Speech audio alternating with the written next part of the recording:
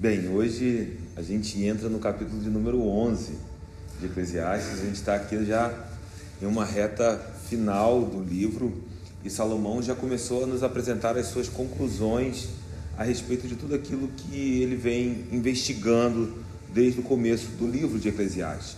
Nós estamos movidos pela pergunta que moveu Salomão, a pergunta que foi feita no capítulo 1, versículo 3: qual o proveito que há para todo trabalho debaixo do sol? E hoje nós vamos ler o capítulo 11. Eu quero ler os versículos de 1 a 6 com vocês. Hoje nós vamos ficar nessa porção do livro de Eclesiastes. É uma porção muito rica e a essa altura do livro de Eclesiastes está claro a nós que não podemos compreender a totalidade da provisão de Deus sobre as nossas vidas, a totalidade da providência de Deus, de como Ele derrama sobre nós a sua provisão. Existem coisas que Deus está fazendo sobre nós que nós não conseguimos perceber. Hoje o nosso dia foi cercado pela provisão de Deus. Coisas foram providenciadas que nós sequer sabemos, mas que elas foram essenciais para que nós pudéssemos estar aqui nessa noite. Isso é refrescante para as nossas almas, saber que o Deus Todo-Poderoso está cuidando de nós. E talvez quando chegarmos na eternidade e for possível olhar para trás, nós nos surpreenderemos como Deus está cuidando de nós com detalhes tão preciosos que somos sequer capazes de imaginar. Então nós entendemos que não podemos alcançar todo o plano de Deus, entender, compreender cada detalhe da providência de Deus. Então nossa pergunta nesse momento não é para onde Deus está nos levando. Por quê? Porque essa pergunta nós já temos a resposta. Nós sabemos para onde Deus está levando o mundo, e nós juntamente, porque nós estamos no mundo. Essa foi a oração de Jesus em João 17. Ele disse ao Pai: eu lhe peço que não os tire do mundo, mas que os livre do mal.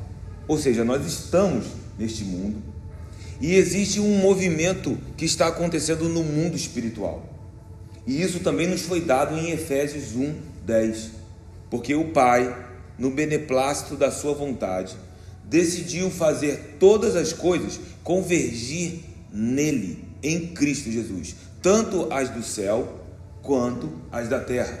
Ou seja, agora está acontecendo um movimento sobrenatural, onde todas as coisas, as do mundo, visível e invisível, estão indo em direção a Cristo Jesus. Então nós sabemos para onde todas as coisas estão indo.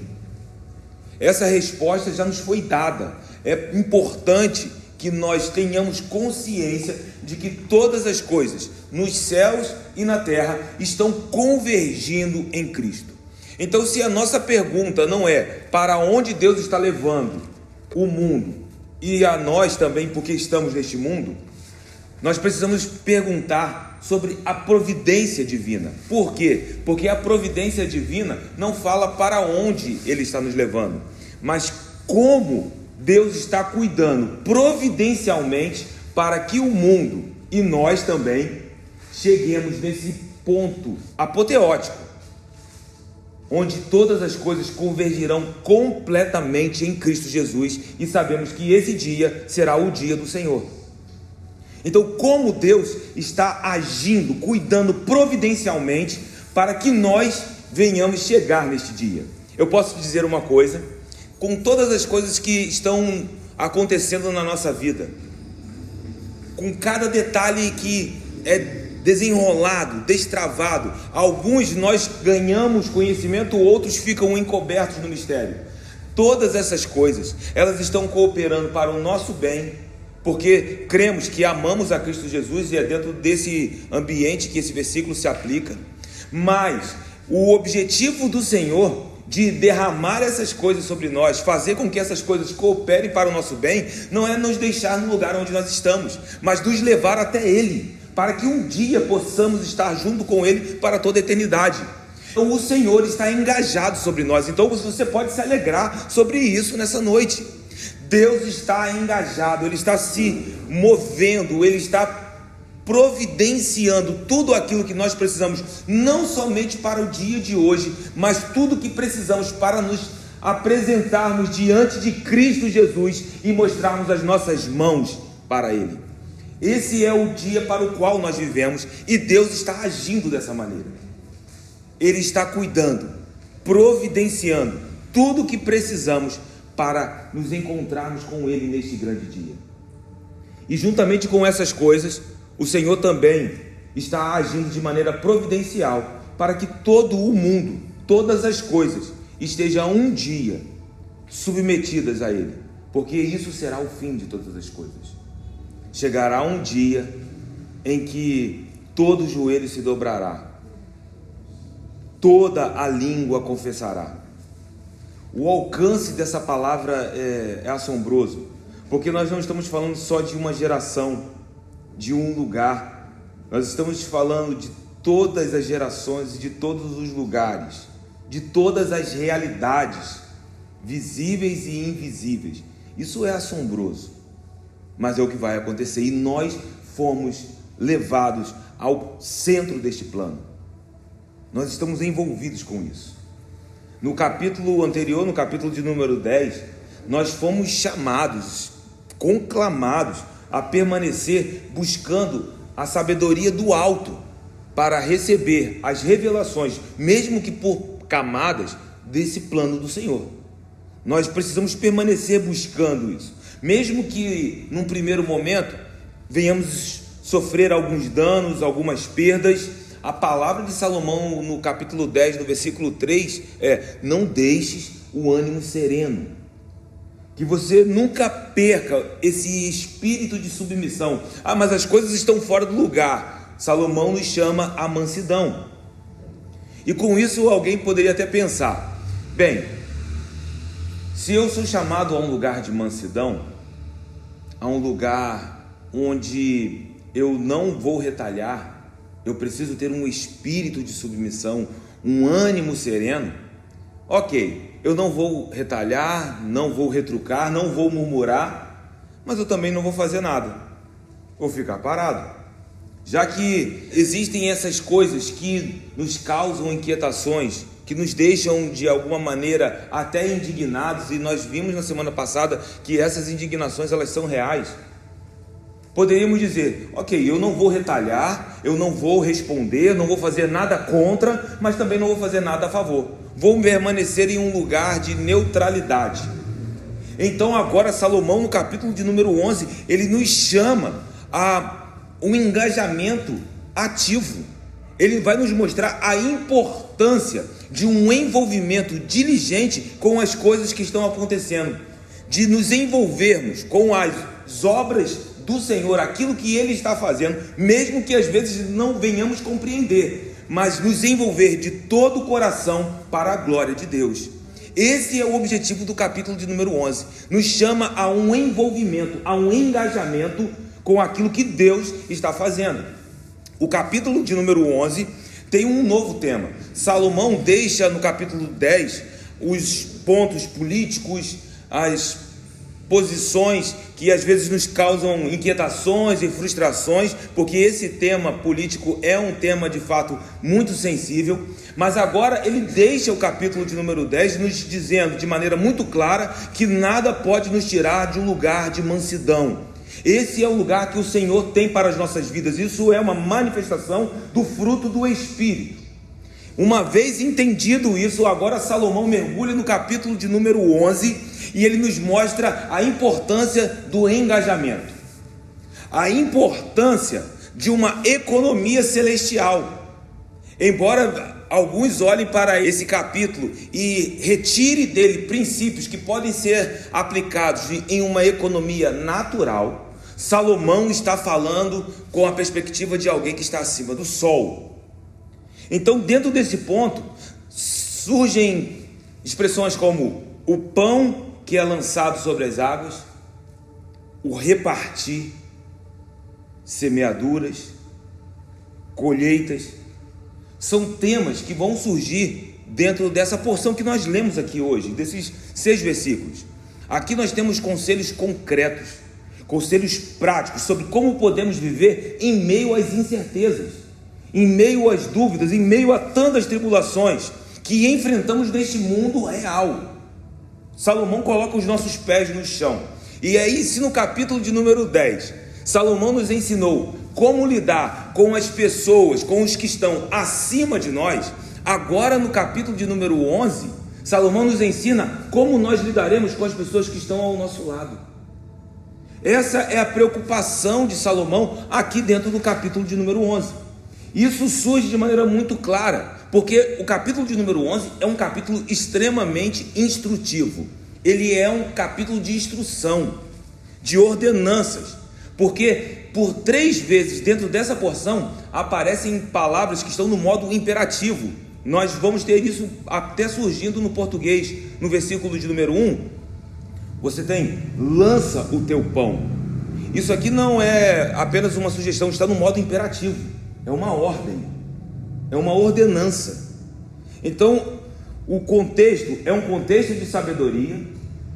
Parece ser uma lista de provérbios. Em algumas bíblias eles escrevem até essa porção como em poesia, mas o versículo de número 1 tem uma ordem sendo dada: lança o teu pão sobre as águas. No versículo de número 2, reparte com 7 e ainda com 8. Novamente esse verbo na língua hebraica está no modo imperativo, e aqui também está no português. Isso é trazido a nós. E no versículo de número 6, semeia pela manhã. Então nós temos 3 ordens sendo dadas nesses 6 versículos. É uma porção de instrução, é uma ordenança. E veja que essas ordens, elas são dadas no meio de algumas repetições. E o termo que mais se repete nesses 6 versículos é não sabes. Olhe aí no seu texto, no versículo de número 2, você reparte com 7 e ainda com 8, porque não sabes de algo. Se você olhar o versículo de número 5, o versículo começa assim: assim como tu não sabes qual o caminho do vento. Se você olhar o final do versículo 5, ele diz: assim também não sabes as obras de Deus. E se você olhar no versículo de número 6, ele diz ali no meio do versículo: semeia pela manhã a tua semente e à tarde não repouses a mão, porque não sabes qual prosperará. Note que Salomão disse por 4 vezes que nós não sabemos de algo.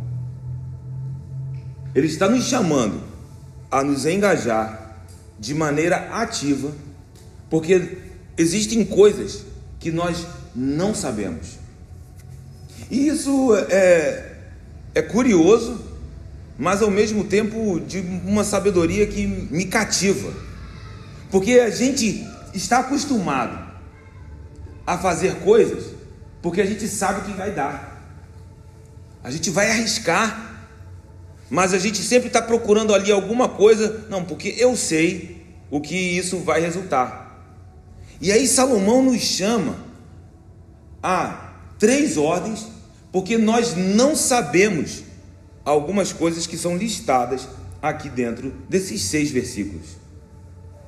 E isso nos mostra que Deus é quem está no controle de tudo isso. Se olharmos algumas passagens do livro de Provérbios, por exemplo, Provérbios capítulo 16, no versículo de número 1, o texto diz: o coração do homem pode fazer planos, mas a resposta certa, ela vem dos lábios do Senhor. Veja que nós fazemos os planos, mas nós não sabemos a resposta certa, porque esta resposta ela vem dos lábios de Deus. É a palavra que traz as coisas que não existem à existência. É o haja de Deus, o verbo criativo. Então nós planejamos, mas as respostas, elas são confirmadas pelos lábios do Senhor. Esse é o ponto de Salomão. Ainda no capítulo 19 de Provérbios, ele diz: muitos propósitos há no coração do homem, mas o desígnio do Senhor permanecerá. Veja que o Senhor, ele tem designado um futuro para nós. Então existem coisas que estão no nosso coração, mas precisamos submeter todas essas coisas à vontade do Senhor para encontrar o caminho que Ele tem reservado para as nossas vidas. É como se nós fôssemos constantemente colocados nesse lugar onde o Senhor está modelando os nossos pensamentos, modelando os nossos planos de acordo com a sua gloriosa vontade. No livro de Provérbios ainda, 20, 24, os passos do homem são dirigidos pelo Senhor. E aí ele faz uma pergunta: como, pois, poderá o homem entender o seu caminho? Então Salomão está consciente desta realidade em que o Senhor tem o controle de cada detalhe, mas isso não nos tira da responsabilidade de planejarmos, de nos engajarmos ativamente nos planos, porque se o Senhor não guardar a casa, em vão vigia a sentinela. Mas o Senhor nunca nos disse para tirar a sentinela. Ele diz: se envolva, faça a tua parte, mas sou eu quem guardo. Se eu não guardar, aquela sentinela está em vão naquele lugar. Da mesma maneira, os planos, os sonhos, as nossas metas, os nossos trabalhos, o Senhor está nos chamando a esse engajamento, mas entendendo que Ele está no controle, fazendo com que todas as coisas estejam cooperando para o nosso bem. Às vezes os nossos planos, os nossos pensamentos são limitados, não conseguem alcançar, porque de fato, embora a eternidade esteja dentro de nós, nós não somos capazes de sondar o plano inteiro. O Senhor nos fez assim para que pudéssemos então buscá-lo, buscar com todo o coração, com toda a nossa força, com toda a nossa alma, com todo o nosso entendimento, e então, à medida que nos aproximamos, Ele vai nos dando partes dessa revelação. É dessa maneira que o Senhor está nos chamando para nos encontrar com Ele. Ou seja, quando Ele faz isso, Ele sabe que se nós fôssemos abandonados, e eu estou usando essa palavra de maneira muito consciente, eu sei o que o Espírito está falando aqui nessa noite. Se nós fôssemos abandonados nos nossos próprios planos e pensamentos, nós jamais conseguiríamos encontrá-lo. E Ele, sabendo disso, Ele nos chama para nos envolver de maneira ativa nos seus planos, nos seus propósitos. Ele nos chama ao envolvimento, ao engajamento. Mas aquilo que foge, aquilo que parece sair do controle, só sai das nossas mãos. O restante está tudo nele. Nada escapa das mãos do Altíssimo. E eu vou te dizer que as implicações desse princípio espiritual possuem um espectro de alcance que envolve todas as áreas das nossas vidas. Então, é muito bom saber que todas as áreas das nossas vidas estão sendo alcançadas agora pela providência divina. Providência essa que tem um objetivo: te levar até Cristo Jesus, estar diante dele, viver desfrutando dessa realidade, dessa glória.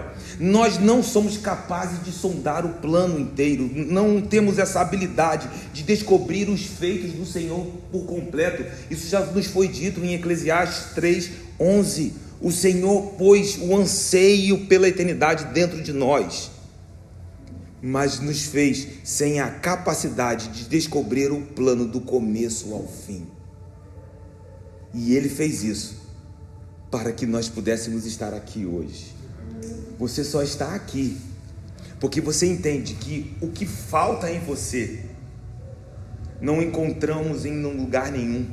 Aquilo que falta dentro de você, só o Senhor pode preencher. E quando descobrimos isso, nós descobrimos aquilo que cativou o coração dos apóstolos. Eu amo quando Jesus pergunta aos discípulos, após ver toda aquela multidão indo embora, se os seus discípulos também não iriam. Pedro era alguém completamente cativado. Para quem iremos nós? Somente quando eu te ouço, mestre, é que eu ouço as palavras de vida. É só quando eu estou do teu lado é que eu me sinto verdadeiramente vivo. Meu irmão, que nesta noite possamos nos sentir completamente envolvidos por esta verdade espiritual, completamente vivos, porque as palavras de vida eterna estão fluindo dentro de nós. Então o plano que nós não podemos descobrir está nas mãos do Senhor. É Ele quem nos mostra cada passo a ser dado. Ele nos mostrou que o seu plano está no controle, não é acaso. O plano do Senhor não é o destino, de modo algum. O plano do Senhor está sendo desenrolado. E uma das coisas que precisamos guardar no nosso coração ao chegarmos no final do livro de Eclesiastes é Deus quem faz todas as coisas. Mas eu não consigo entender. Você não conseguirá entender o plano inteiro. Ou você se rende, entendendo que Ele é Deus, ou então você ficará inquieto, insatisfeito e não será capaz de descobrir que você já tem tudo para viver uma vida abundante, alegre, cheia de satisfação, prazer na presença dEle. Então existem, recursos sobrenaturais que estão liberados para nós, mas somente quando nós confiamos completamente naquilo que Deus está fazendo. No final de todas as coisas. E hoje, quando eu meditava nessa porção das Escrituras, o meu coração em espírito foi levado ao final de todas as coisas. E a canção de Apocalipse 5:12 ecoou de maneira muito poderosa dentro de mim. Quando eles olham para o Cordeiro. E então uma canção é declarada no versículo de número 12. Digno é o Cordeiro que foi morto, de receber o poder e riqueza, e sabedoria, e força, e honra, e glória, e louvor. Posso te dizer uma coisa? Essa canção vai fazer muito sentido para nós no grande dia. Por enquanto, nós só temos uma sombra do que esta canção significa. E aí o meu coração sendo levado, porque eu comecei a meditar na providência de Deus sobre a minha vida. E aí nós já vimos aqui que a providência de Deus não está restrita aos aspectos aparentemente positivos. Quando as coisas estão saindo do controle, ali ainda está a providência de Deus. Quando algumas coisas que parecem se levantar, que são até inimigos, mas mesmo no levantar de inimigos existe uma providência divina, porque o Senhor está tão envolvido conosco que Ele não quer nos deixar no lugar onde nós estamos. E às vezes a gente precisa ser sacudido, pastora Delma. A gente precisa ser sacudido porque Deus está dizendo: você precisa prosseguir para o alvo da tua soberana vocação. E alguns às vezes precisam passar por essas estações. Quando eu digo alguns, eu me coloco dentro deste mesmo plano. Não estou me retirando. Eu entendo perfeitamente que o Senhor faz essas coisas de maneira incrível, extraordinária, cheia de beleza, sabedoria. Por isso eu me rendo, meu irmão, diante da sabedoria do Senhor. No final, Apocalipse 5:12 fará todo sentido para nós. Ficaremos completamente maravilhados, extasiados, quando nós olharmos para trás e pudermos contemplar o plano inteiro. Você tem ideia de quantos livramentos você recebeu hoje na tua vida? Mas a providência de Deus não faltou. E aí a gente acha que a providência de Deus é aquilo que eu preciso. Deus sabe o que nós precisamos. E eu me rendo nas mãos do meu Senhor. Eu confio nas mãos do meu Senhor. Nós vamos olhar para trás. E quando olharmos para trás, ficaremos completamente extasiados. Porque por enquanto, nós só vemos em parte. Ainda não entendemos o plano inteiro. Porque ainda não estamos prontos. Paulo reconhece isso até quando fala sobre os dons espirituais. Em 1 Coríntios capítulo 13, no versículo 8, ele começa com uma das frases talvez mais famosas sobre o amor. O amor jamais acaba. Mas havendo profecias, desaparecerão. Havendo línguas, essas línguas cessarão. Havendo ciência, passará. Por quê? Porque em parte conhecemos. e em parte profetizamos. Perceba que Paulo está completamente consciente do que Salomão está dizendo. Nós só conhecemos em parte, e por isso só conseguimos profetizar em parte. Você entendeu por que eu disse que a canção de Apocalipse 5:12, no grande dia, terá um significado completamente diferente do que nós temos hoje, de muito maior alcance? Porque para nós ainda nós conhecemos em parte o impacto desta canção. Mas quando porém vier o que é perfeito, quando vier aquilo que está completo, então o que é em parte será aniquilado. Veja o que Paulo está nos dizendo, que na vinda de Cristo, o propósito final da obra salvadora de Cristo, da obra redentora de Jesus, terá sido alcançado.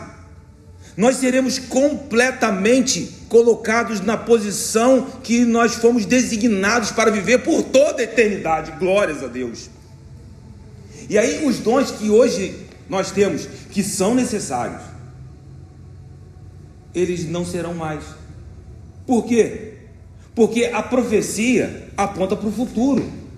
Mas se o futuro chegou, nós não precisaremos mais das profecias que nos projetam para o futuro, que modelam o nosso presente. Porque na eternidade, passado, presente e futuro vão colidir. O kairós do Senhor tomará conta de todas as coisas. E as línguas? Ora, Paulo mesmo deixou de maneira muito clara que as línguas, elas têm um propósito de edificação. Aquele que fala a língua edifica a si mesmo, quando há interpretação edifica o corpo, mas lá nós estaremos completamente edificados. Porque em parte conhecemos e ainda em parte profetizamos, mas quando vier o que é perfeito, essas coisas passarão. Aquilo que é necessário para esta era, para a era presente, vai passar, quando o que for perfeito chegar. Então, por enquanto, nós só conhecemos em parte, mas lá será completo. E aí eu li uma frase do Karl Barth, que eu falei, uau, é aquela frase que durante o dia eu falo, Bianca, vem aqui, veja isso aqui, porque isso trouxe tanta clareza em relação ao meu tempo presente e ao tempo futuro. Barth diz, porque quando o sol nasce, todas as luzes são apagadas. O que hoje nós temos como luzes, nós não vamos precisar apagar. Quando o sol da justiça raiar, todas essas coisas simplesmente se apagarão.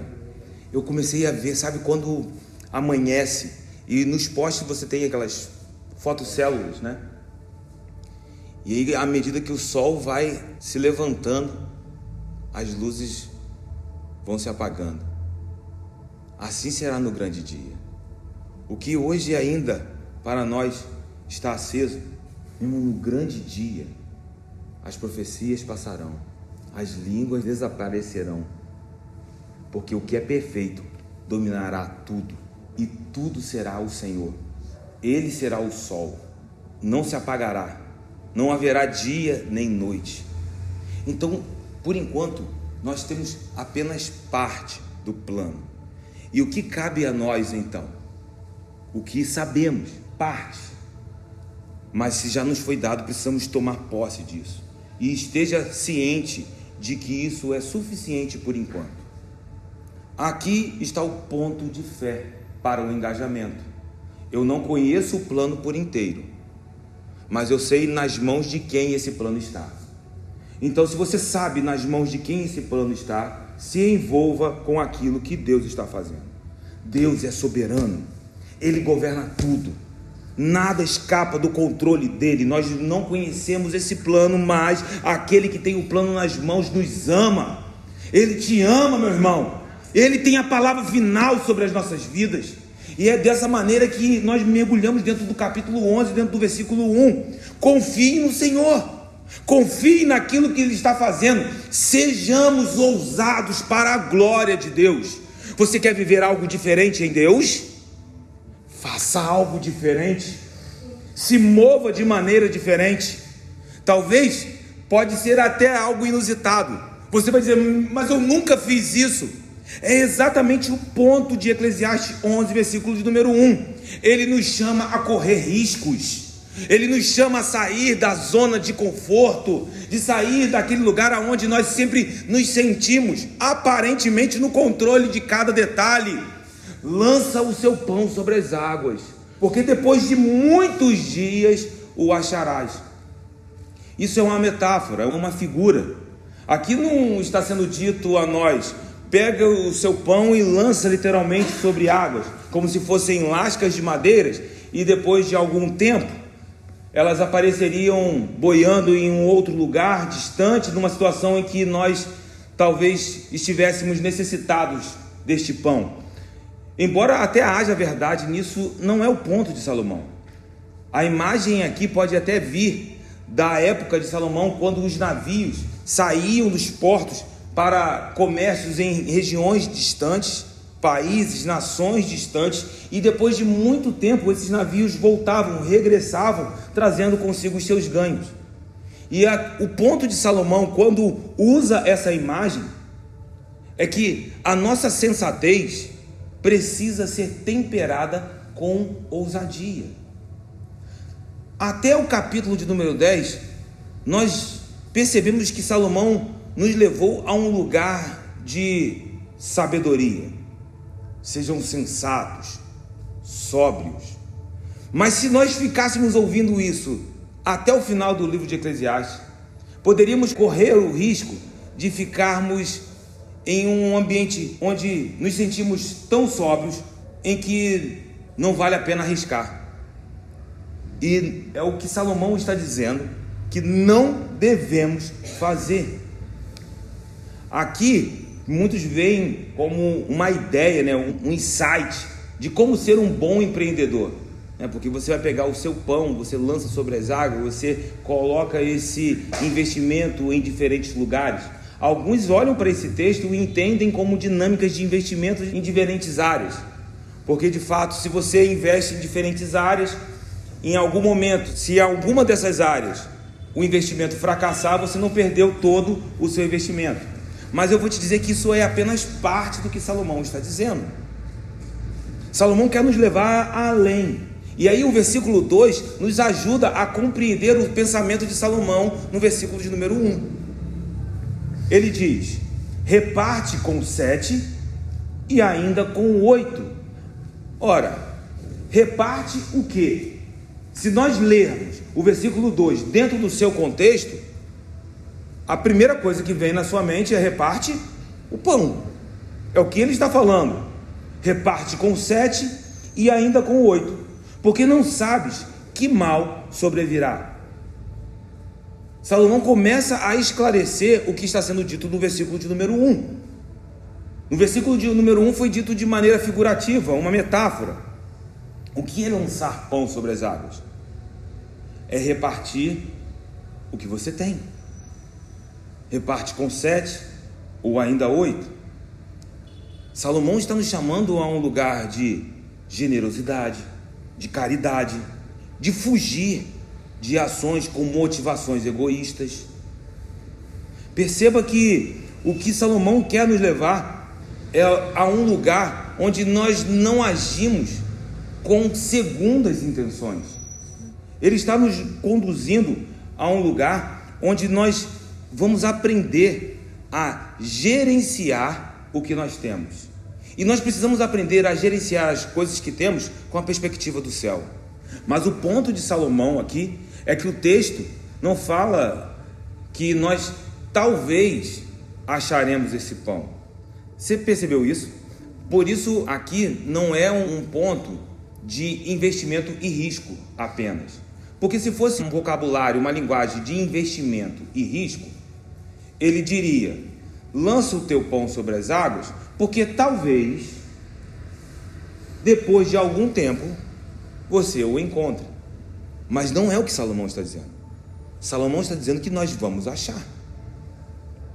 Então o risco aqui não é de encontrar o pão. Existe uma certeza que precisa ser considerada aqui: nós encontraremos. O risco aqui é quando encontraremos esse pão. Porque quando ele diz depois de muitos dias, isso pode ser amanhã, pode ser daqui a um ano e pode ser no grande dia de Cristo. Esse é o ponto de Salomão. Então, envolve um engajamento diligente com os recursos? Sim. Mas o risco está sobre quando nós encontraremos esse pão. E aí, sabemos que um dia, tudo aquilo que semeamos, nós colheremos no grande tribunal de Cristo.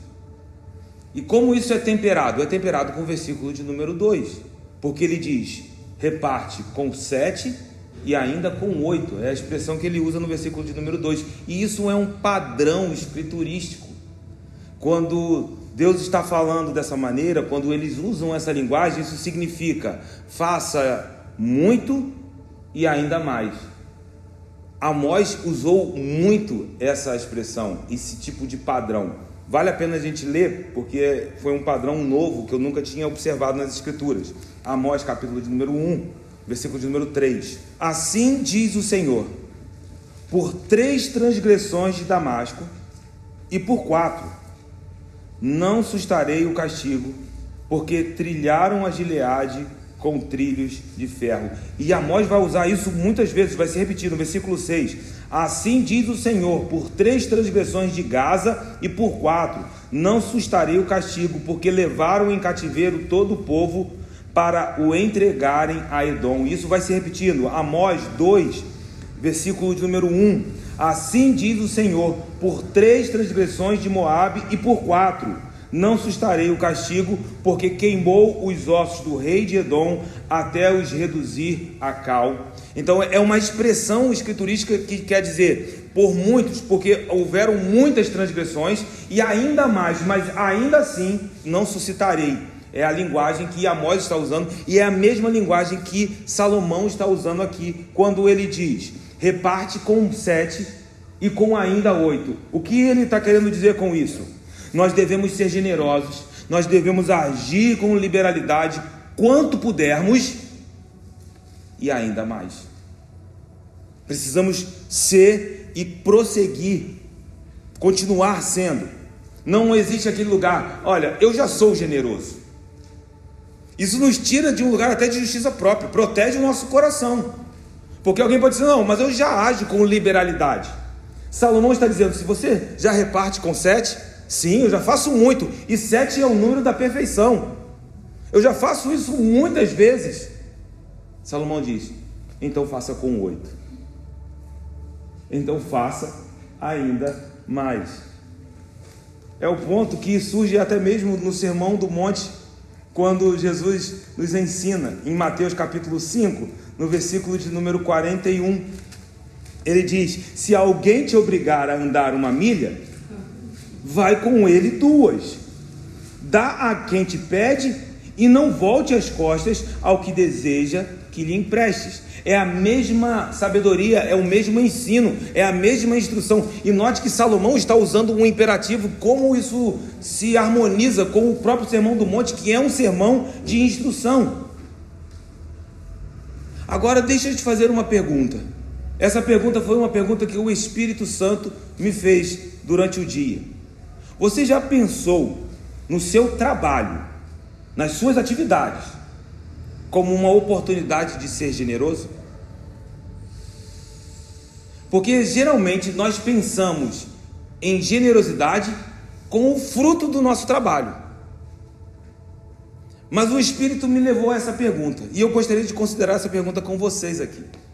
Vocês já pensaram como podem ser generosos com o seu trabalho?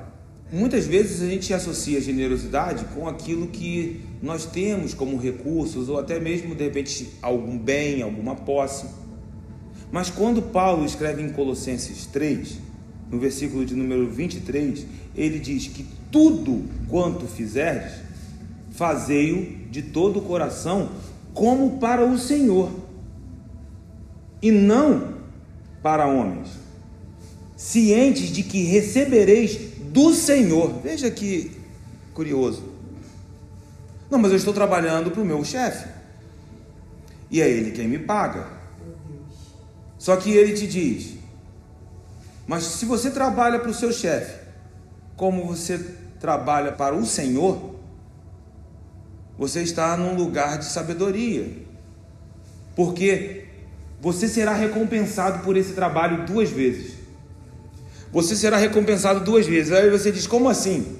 Você será recompensado porque você recebe o teu salário aqui, mas você também será recompensado quando você estiver diante de Cristo, porque ele diz que você precisa estar ciente de que receberá do Senhor a recompensa da herança. A Cristo, o Senhor, é que estás servindo. Pois aquele que faz injustiça receberá em troco a injustiça feita. E nisto não há acepção de pessoas. Ou seja, ele não está dizendo: então é só o patrão. Não, ele diz até aquele que trabalha. Então nós vamos receber 2 vezes. Nós receberemos aqui pelo mês que trabalhamos, e nós vamos receber na eternidade. Agora deixa eu te fazer uma pergunta: e se você trabalha sem que essa generosidade, essa entrega esteja de fato dentro do seu coração? Você vai receber o seu salário, mas e na eternidade? Qual a recompensa você está buscando? Isso nos leva a um lugar a repensar o nosso trabalho de modo responsável. Porque quando Deus criou o homem e deu a ele um trabalho. Ele colocou Adão no jardim e ele disse que Adão tinha a responsabilidade de cultivar e guardar o jardim.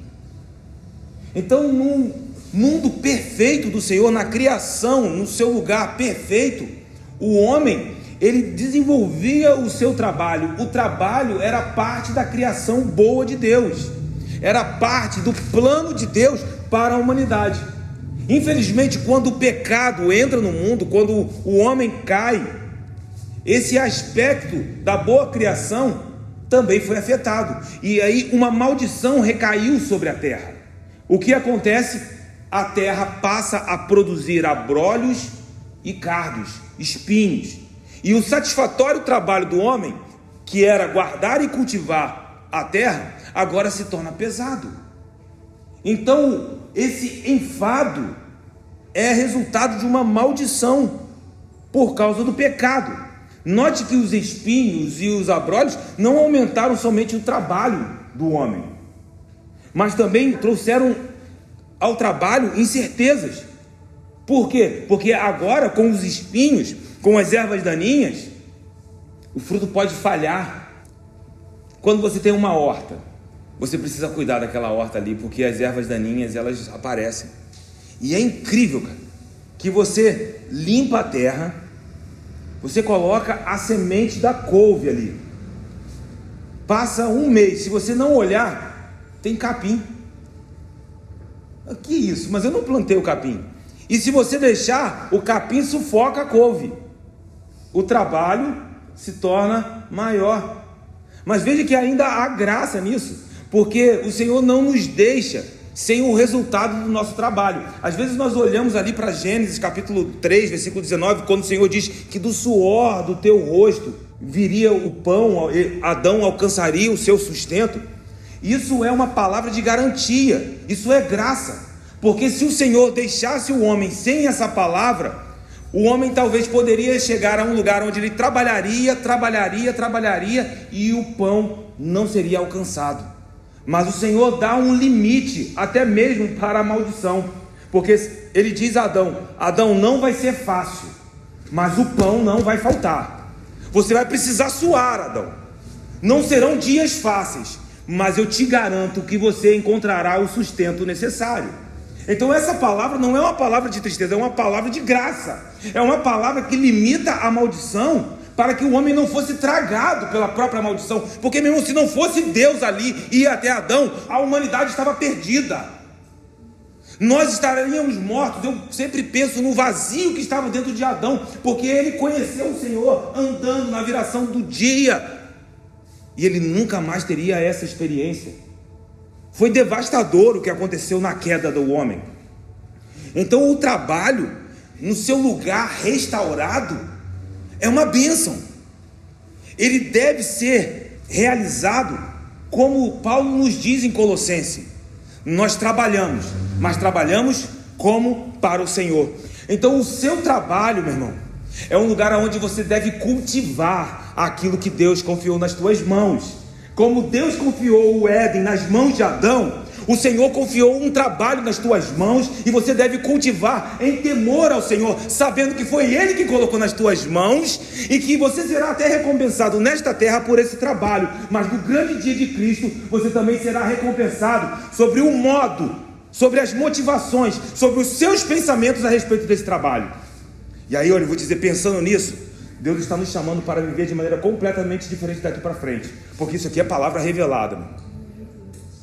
Eu vou dizer que isso muda, porque vamos tirar as nossas capas de uau, super-homens. Eu olho para trás e eu sinto que algumas coisas eu talvez tenha deixado a desejar, mas não há problema sobre isso. Por quê? Porque eu estou entre os vivos, então eu posso viver de maneira diferente. Você está entendendo que Deus está te chamando para você viver aqui? E eu vou ser muito sincero, isso aqui não está nem anotado.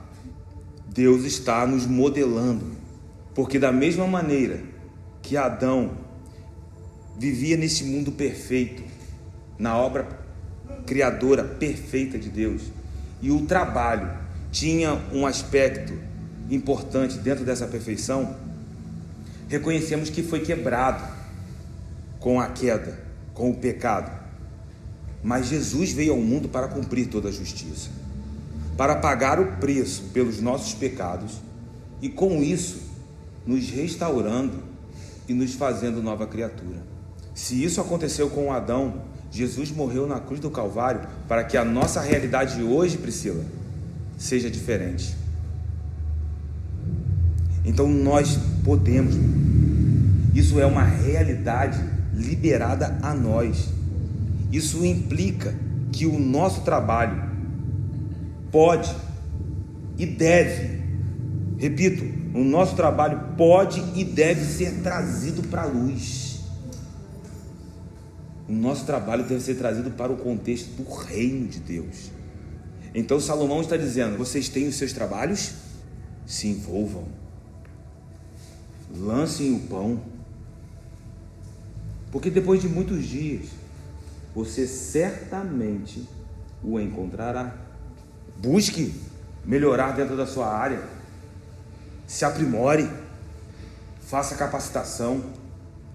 Eu estou procurando, mande o currículo, se mova, lance o pão sobre as águas, porque quando essa porta de trabalho se abrir, você vai ter a oportunidade de viver como Adão vivia. Você vai poder cultivar aquilo que vai ser colocado nas suas mãos. E eu declaro isso sobre as nossas vidas em nome de Jesus. Vocês que trabalham, vocês que estão procurando, vocês que estão engajados, talvez alguém pense em um empreendimento próprio. Meu irmão, em nome de Jesus, entenda que isso é uma porta que, quando se abrir, pastora, nós vamos ter a oportunidade de caminhar da mesma maneira que Adão caminhou, de poder cultivar o jardim que está sendo colocado em nossas mãos, sabendo onde está a nossa recompensa. Cara, tem graça de Deus aqui. E aí Salomão prossegue dentro desse lugar, porque ele nos dá mais duas figuras. Duas figuras surgem no versículo de número 3. Ele diz: estando as nuvens cheias, derramam aguaceiro sobre a terra, caindo a árvore para o sul ou para o norte, no lugar em que cair, aí ficará. Então duas figuras surgem no versículo de número 3. Qual a primeira figura? A nuvem, né? Do aguaceiro, a nuvem cheias que desaguam em chuvas. A segunda figura, árvores que caem em qualquer direção. Ambas as figuras nos falam de riscos, nos dizem de coisas que podem acontecer e talvez nem podem ser evitadas. Por quê? Porque a primeira está falando daquilo que está no futuro. Você vê uma nuvem, mas você não sabe quando vai chover, ou se de fato vai chover, se virá um vento e levará essa nuvem para outro lugar, se ela chove lá, se ela chove aqui, é uma incerteza, está falando sobre o futuro. Você olha e sabe que aquelas chuvas carregam águas.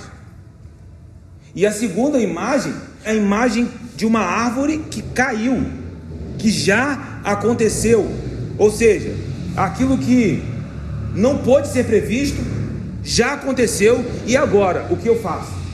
São coisas que você não pode evitar, já aconteceu. E Salomão agora nos chama a olhar para essas coisas e correr o risco. Nós não sabemos o que sobrevirá sobre a terra, não é assim que termina o versículo de número 2? Pega o gancho. Você não sabe que mal sobrevirá sobre a terra. Se são nuvens que podem cair em qualquer lugar, ou mesmo a árvore que já caiu, e caiu para um lado, e aonde ela caiu, ali ficará, não tem mais o que fazer. E agora? Paramos? O que fazemos? Nos movemos. O versículo de número 4 diz: quem somente observa o vento, nunca semeará, e o que olha para as nuvens, nunca cegará. Pega o fio da meada, embora é uma lista de provérbios. Quem observa o vento, nunca semeará. Deixa eu te fazer uma pergunta. O versículo de número 3 falou sobre nuvens, não falou? Quem traz as nuvens? O vento. Quando a tempestade chega, quem derruba as árvores? O vento. E você não sabe para onde essa árvore cai, não sabe se o vento vai trazer a nuvem ou não. E aí agora Salomão está dizendo: se você fica olhando muito para essas coisas, você não semeia nunca. E essa linguagem é uma linguagem agrícola, porque de fato não é fácil semear em dias com muito vento. Se você olha para um tempo que está ventando e você quer lançar algumas sementes, o vento espalha a semente. É óbvio que nós devemos discernir o tempo de semear. Não é o que Salomão está dizendo, que nós devemos fazer sem critério, até porque nós já vimos no capítulo de número 3 que há tempo e propósito determinado para todas as coisas debaixo do sol. Então há tempo de semear. Mas Salomão está dizendo aqui que se alguém espera muito pelo tempo perfeito, pode perder o time da semeadura. E ele está dizendo: se você espera muito esse tempo tranquilo, esse tempo perfeito, e essa espera se prolonga demais, talvez este semear nunca aconteça. Pode passar um tempo da semeadura e aí nunca colher. E do mesmo modo aqueles que continuam olhando para as nuvens, porque quando chove é ruim para colher grãos. E aí eu achava que isso era só uma linguagem agrícola dos dias de Salomão. Eu falei assim: hoje já tem muita tecnologia diferente. Aí eu fui pesquisar uns blogs de agricultores, né, que tem sistemas agrícolas. E aí eu percebi que a colheita de grãos, elas ainda são feitas preferencialmente em dias ensolarados. Por quê? Porque na colheita de grãos, se estiver chovendo, a colheita se perde. Alguns às vezes até se precipitam, porque logo no primeiro dia de sol querem fazer a colheita, e aí o grão não está seco o suficiente, há umidade no grão e pode estragar a colheita. Então é recomendado esperar 2-3 dias de sol para fazer então a colheita. Mas aí Salomão está dizendo: olha, mas ainda assim você precisa estar atento, porque se você ficar olhando muito para a chuva, será que vai chover? Será que não vai chover? Será que vai chover? Será que não vai chover? Você pode nunca colher, e então você também perde o tempo da colheita. O que Salomão está dizendo? É que nós precisamos estar ativos e não ficar esperando aquilo que nós pensamos como o tempo ideal, porque esse tempo ideal muitas vezes está mais ligado ao nosso medo, às nossas preocupações, às nossas ansiedades, do que de fato com aquilo que Deus está nos chamando para fazer. Então ele está nos sacudindo. Nós não sabemos o caminho do vento, é o que diz o versículo de número 5, olha aí na tua Bíblia. E é exatamente o vento que traz a nuvem, é exatamente o vento que derruba a árvore. E se você ficar olhando muito para o vento, se ele está trazendo nuvens, pode ser que você nunca colha. Se você ficar olhando muito para esse vento e você assim, eu quero uma calmaria para lançar a semente. Meu irmão, eu quero ser profético aqui nessa noite sobre as nossas vidas. Talvez seja hoje o tempo apropriado, propício, não aos seus olhos, mas aos olhos de Deus. Não tenha medo, é o que Salomão está nos chamando a fazer. Assuma o risco, não sem sabedoria, não como um tolo, mas não deixe que o medo, que a preocupação, que a ansiedade te pare, te neutralize, te esterilize, porque nós não sabemos o caminho do vento. Talvez você está olhando para aquela nuvem e você está dizendo, vai chover, mas Deus está dizendo a nós, não, eu vou mandar o vento para um outro lado, e essa nuvem não vai chegar aqui. É necessário se mover de maneira ativa. O versículo número 5 diz isso: assim como tu não sabes qual o caminho do vento, nem como se formam os ossos no ventre da mulher grávida, assim também não sabes as obras de Deus, que faz todas as coisas. Veja que o caminho dos ventos, que dificultam as semeaduras, as colheitas se trouxerem nuvens, que derrubam as árvores, agora é colocado em paralelo. Lembra que eu falei que isso tem um caráter de poesia? A NVI escreve isso como poesia. É colocado em paralelo com os mistérios da vida sendo gerada dentro do ventre materno, que nós não conhecemos. E no Salmo de número 139, versículo 15, ele diz que os nossos ossos, quando ainda sequer havia ultrassonografia, os nossos ossos não estavam encobertos aos olhos do Senhor. O que o salmista está dizendo aqui é que eu te conheço de uma maneira tão profunda, tão íntima, que você não é capaz de imaginar. E Ele contou cada um dos nossos dias. Então, quando nós somos chamados a um engajamento, isso não quer dizer que todas as coisas vão dar certo, que vão acontecer exatamente como nós planejamos.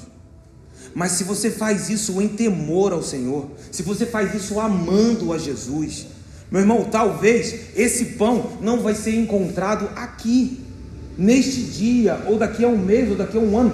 Mas o que Salomão está nos garantindo é que se você fizer tudo amando ao Senhor, isso resultará numa colheita. Você vai encontrar esse pão um dia. Meu irmão, eu quero encontrar esse pão na eternidade. E eu sei, nós já ministramos isso é uma verdade, que isso fique inculcado nas nossas mentes, escrito na tábua dos nossos corações, que existe uma colheita na eternidade, mas os primeiros frutos dessa colheita vivemos aqui.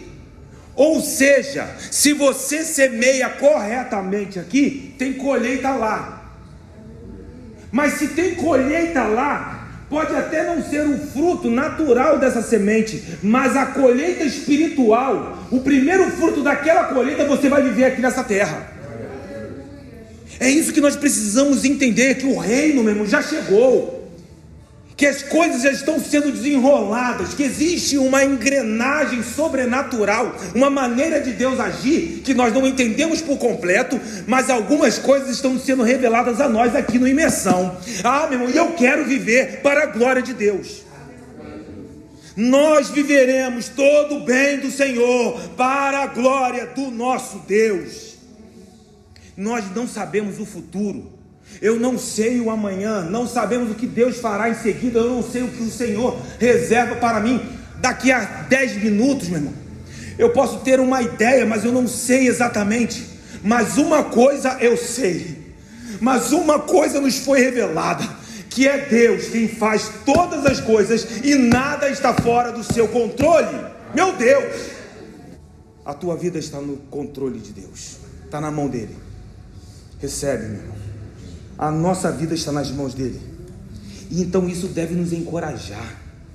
Isso nos chama a prosseguir, a realizar o nosso trabalho com fidelidade, mas com confiança. Quem disse que você precisa ter aquela certeza absoluta para agir? Na verdade, nós nunca teremos. Sempre vai ter aquela pulguinha atrás da orelha.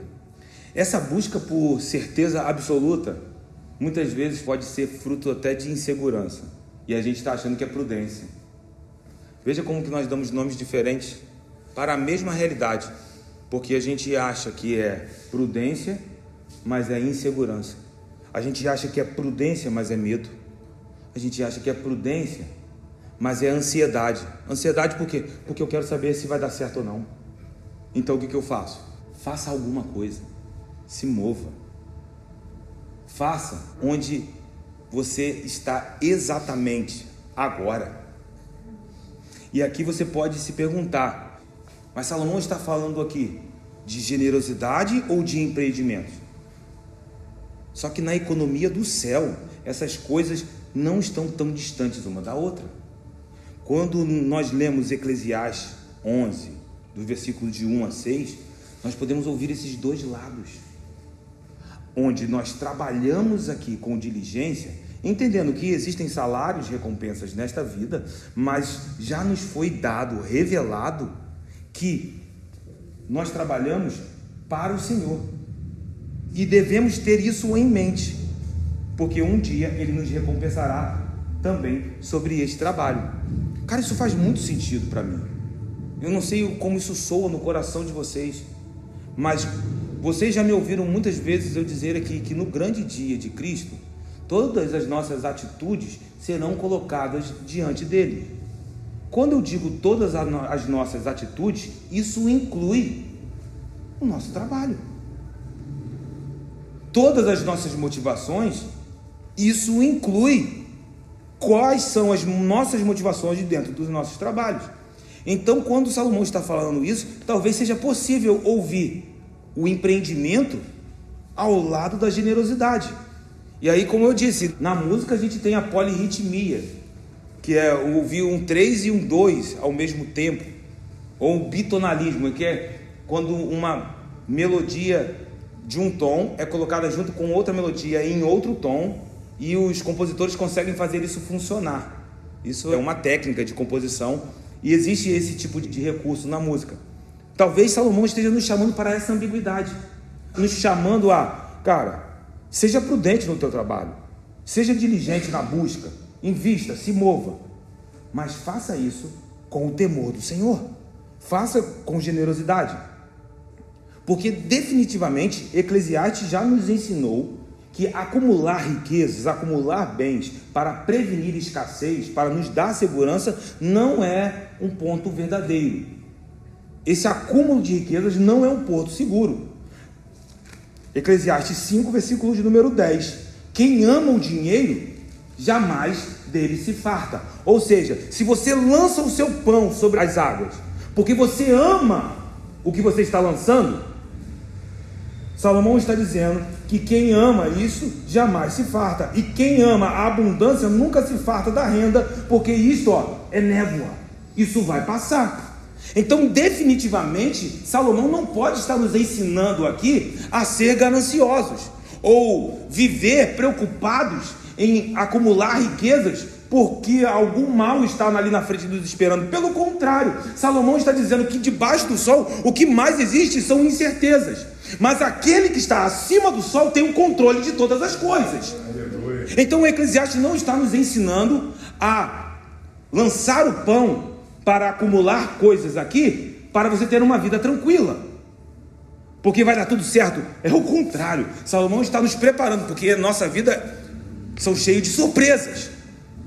Mas então como que nós rompemos isso? Confiando no Senhor, temendo ao Senhor.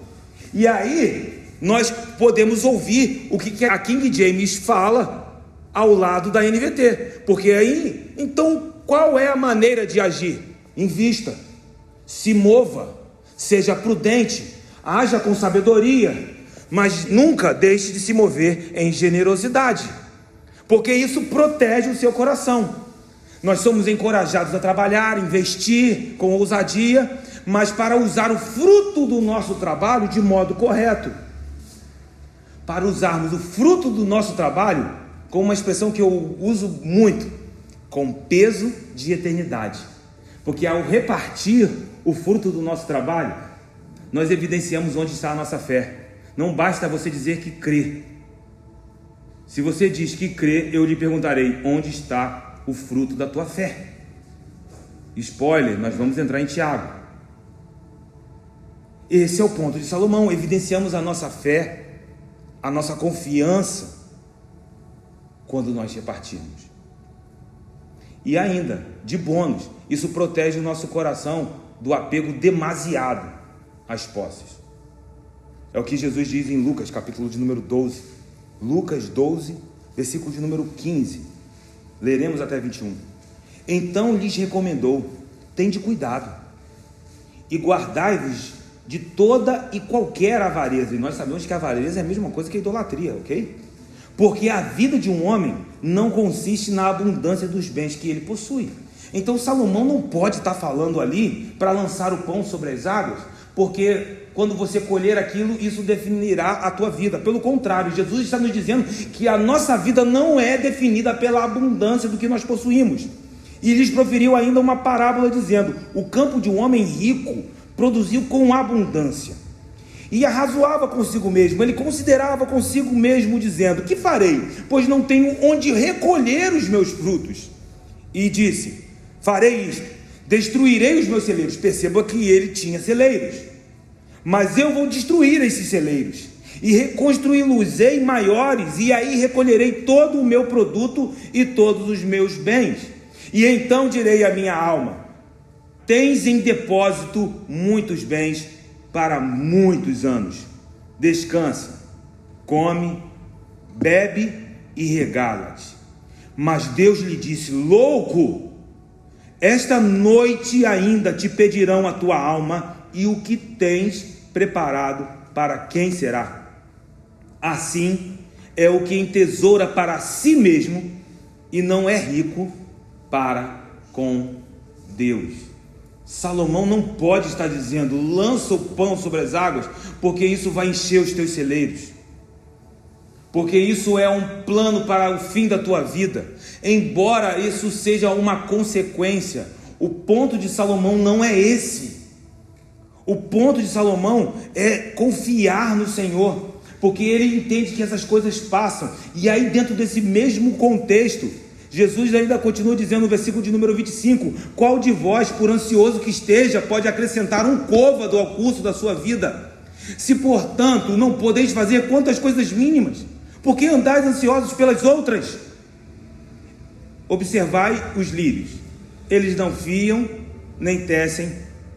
Eu, Jesus, contudo vos afirmo que nem Salomão, em toda a sua glória, se vestiu como qualquer deles. Ora, se Deus veste assim a erva que hoje está no campo e amanhã é lançada no forno, abra suas mãos em nome de Jesus. Quanto mais tratando-se de vós, homens de pequena fé, porque estão ansiosos. Ele está cuidando, meu irmão. Veja a grandeza disso. Receba em nome de Jesus. Ele está cuidando de uma maneira tão gloriosa que nem mesmo Salomão pôde alcançar. Olha para a glória de Salomão, olha para as riquezas de Salomão. Aí Jesus aponta para os lírios. Não está apontando para a gente ainda não. Aponta para os lírios, para a erva do campo. Observem a erva. Lembra de Salomão? O rei. Quem não vai lembrar de Salomão? Lembramos. Salomão, em toda a sua glória, nunca se vestiu como um desses lírios. Mas vocês, se o Pai veste assim esses lírios, de um modo tão glorioso que nem Salomão conseguiu, quanto mais vocês. Meu irmão, hoje eu boto a cabeça no travesseiro, ó, e vou descansar no meu Senhor. E amanhã, quando eu levantar, levanto para trabalhar, para me mover de maneira ativa naquilo que o Senhor está me chamando para viver. Reparte aquilo que tem, confie, meu irmão. Nós não sabemos se a pessoa aproveitará ou não. Às vezes você fala: mas eu vou ajudar alguém, eu nem sei se essa pessoa vai aproveitar bem. Não é sobre isso. Você lança o pão sobre as águas, porque esse pão você vai encontrar um dia. Eu vou dizer que hoje Deus trouxe até resposta ao meu coração a respeito disso, porque às vezes a gente olha uma pessoa na rua pedindo e a gente fica assim: será que essa pessoa vai usar o dinheiro ou não? E aí, eu não estou dizendo que não devemos ser prudentes, mas nós não podemos ser guiados apenas pelas aparências. Vai chegar uma hora que o teu olho natural, o negócio não fecha. E aí ele diz, não se preocupa, porque o que você está lançando aqui, um dia você vai encontrar. Você crê que um dia você encontrará tudo que você está lançando no Senhor? A pastora Delma compartilhou com a gente uma vez uma palavra. O pastor Luiz Hermínio, junto com a igreja, eles têm um restaurante em que as pessoas se alimentam ali diariamente, né? Eles têm ali, oferecem uma quantidade de refeições para pessoas em situação de rua, de vulnerabilidade social. Essas pessoas se alimentam ali. E uma dessas pessoas procurou o pastor em um desses almoços e disse: você não está entendendo que esse negócio não está transformando a gente? Que a gente está aqui na mesma, a gente vem aqui todo dia, come, volta, vai para a rua, no outro dia a gente volta aqui para comer e a gente está na mesma, a gente não está sendo transformado. E a resposta do pastor Luiz Hermínio demonstra a sabedoria de Deus. Ele disse para o que estava lhe perguntando: você pode até não estar sendo transformado. Com tudo isso que está acontecendo aqui, você pode até continuar sendo a mesma pessoa, mas eu estou sendo transformado. Eu acho que tem esse lançar o pão tem mais a ver com a gente do que com o outro. Meu Deus, as posses não vão comprar a felicidade. Elas devem ser usadas para ajudar, para ser repartida. E eles falam assim: como que nós vamos encontrar esse pão? Quantos querem saber como vão encontrar esse pão? E aqui a gente vai para o final. Provérbios, capítulo de número 22, versículo de número 9. O generoso será abençoado, porque dá do seu pão, ele dá da sua mesa ao pobre. Uma das coisas que o Senhor tem ministrado no meu coração, que semente a gente semeia, mas pão, antes de comer, a gente reparte. Isso são coisas que Deus tem liberado aqui pra gente aqui. Isso é fresco. Deus tem dado revelação nesse lugar. Capítulo 19, no versículo de número 17 de Provérbios, diz assim: quem se compadece do pobre, ao Senhor empresta. Meu Deus. E este lhe paga o seu benefício. Você quer saber se você vai encontrar esse pão mesmo? Aquele que se compadece do pobre é como que se estivesse emprestando ao Senhor. Meu irmão, e o nosso Deus não deve nada a ninguém. Dê, e Deus te devolverá a medida sacudida, recalcada e transbordante. Não tem muita graça de Deus aqui. Semeia a semente. Essa é a ordem. Como? Não repouse a mão. Seja perseverante. Porque ao assumir o risco da semeadura, mesmo que você olhe e não faça muito sentido, você já parou para pensar que a semeadura é a coisa mais louca? É pegar a semente e colocar ela debaixo da terra. É você enterrar a semente. É você colocar a semente debaixo da terra. E isso às vezes provoca lágrimas, porque você colocou debaixo da terra e agora você não sabe que mal pode vir. Olha o contexto do capítulo de número 11 até o versículo de número 6. Eu não sei se vem uma praga, eu não sei se vem uma estação de seca. A semente pode sequer brotar, pode sequer vir a existir ali um broto, se tornar uma árvore ou uma planta e dar o seu fruto. E agora? Esse é o caminho de fé. Fé e esperança. Aí, só para a gente fechar, mas o Senhor é tão gracioso que ninguém que coloca uma semente debaixo da terra deixa de colher. Como assim? Porque Salomão fecha o versículo 6 dizendo assim: não repouses a mão, porque não sabes qual prosperará. E aí, veja a perfeição, meu irmão, da palavra. Se esta, se aquela, ou se ambas. Salomão não diz se nenhuma delas. Ele está dizendo assim: alguma coisa vai prosperar. É só um texto, cara, é só o que está escrito. É só o que está escrito. Por quê? Porque o Senhor está no controle. Então não tenha medo de colocar a tua semente debaixo da terra, porque aparentemente é loucura. Não tem como não vir o Salmo 126 em nossa mente. Os que com lágrimas semeiam, com júbilo ceifarão. Quem sai andando e chorando enquanto semeia, voltará com júbilo, trazendo os seus feixes. O pão não vai faltar, irmãos. Receba em nome de Jesus. Eu sei que não é fácil viver em incertezas, especialmente em nossa cultura, onde a gente pensa que tudo tem que dar certo. O medo pode até nos fazer perder oportunidades. Então se engaje, aproveite cada oportunidade que Deus está te dando para a glória dele, porque Ele cuidará de nós. Você tem uma semente hoje? Coloque ela debaixo da terra. Você está ouvindo o céu aqui? Mas é esta ou aquela? Não sei. Mas uma coisa Salomão nos diz: alguma coisa vai brotar. E que possamos confiar nele, porque Ele está cuidando de nós. Coloque a tua mão sobre o teu coração. Espírito Santo, Tu és o Deus da revelação. Aqui estamos nós. Voltamos para casa e sabemos que temos um punhado de sementes. Nós não comeremos a semente. Nós lançaremos. Muitas vezes é difícil semear em meio ao vento, em meio às instabilidades. Ensina-nos, meu Pai, a confiar na Tua voz. Ensina-nos a semear além das circunstâncias que estão dentro do nosso entendimento. Ensina-nos, Senhor. Conduza-nos. Cremos que o Senhor está cuidando e que nós viveremos todo o bem do Senhor na face da terra. Meu Pai, obrigado por tanta clareza. Obrigado por nos conduzir a este lugar, onde aquilo que temos não dominará o nosso coração, porque o nosso coração está completamente rendido e cativado por Ti, Jesus.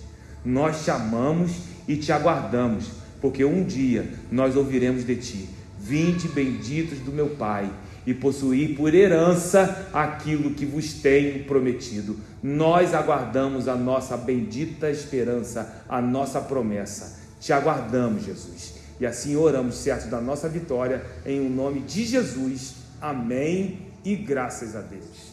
Aplauda Ele, glorifique.